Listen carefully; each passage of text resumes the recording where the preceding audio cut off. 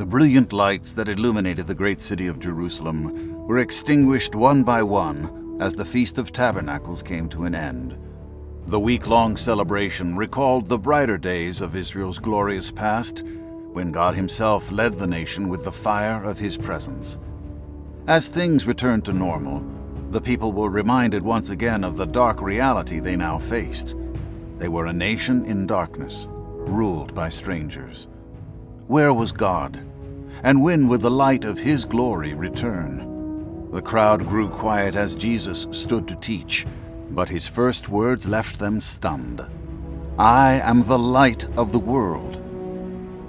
Jesus continued, unaffected by the astonished crowd.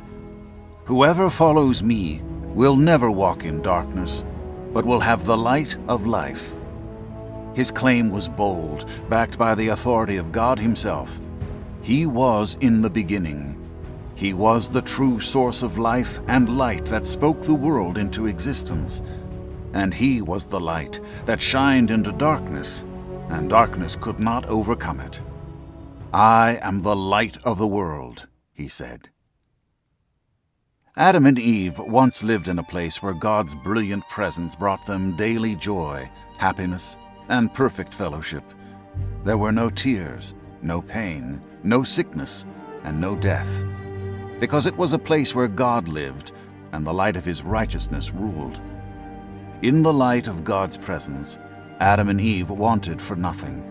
Their every need was fulfilled. Their every hunger was satisfied. This was true paradise. But Adam and Eve rebelled against God, and sin and darkness entered their perfect world.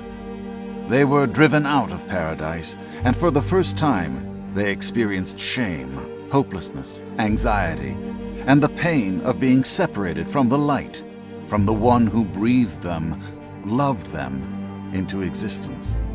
Sin entered their lives and plunged Adam and Eve into darkness. From this moment on, they would know pain, suffering, and death. The sin of Adam and Eve was passed down generation to generation. Selfishness, destruction, and despair ruled the hearts of all people. Sadly, the world became lost in sin darkness, and people, though they should have known better, chose to love the darkness rather than the light. With the light of God hidden, how could any be saved? But God in His mercy had a plan. He would enter into the dark kingdom to rescue all that was lost. The kingdom of God broke through the darkness and into humanity as a tiny baby, and the brightest star shone, heralding Him as the Messiah. There in the night sky of Bethlehem, light pierced the darkness, and the darkness could not stop it. Wise men and lowly shepherds alike were drawn to this strange and wonderful sight, and what they found astonished them. God had entered the world in human flesh as a baby boy. The light of God and His salvation had finally come.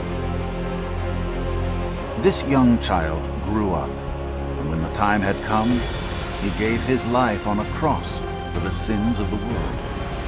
The light of the world was extinguished. But this was not the end of the story. Jesus rose from the dead in glory, and His resurrection proved that sin and death had been conquered once and for all.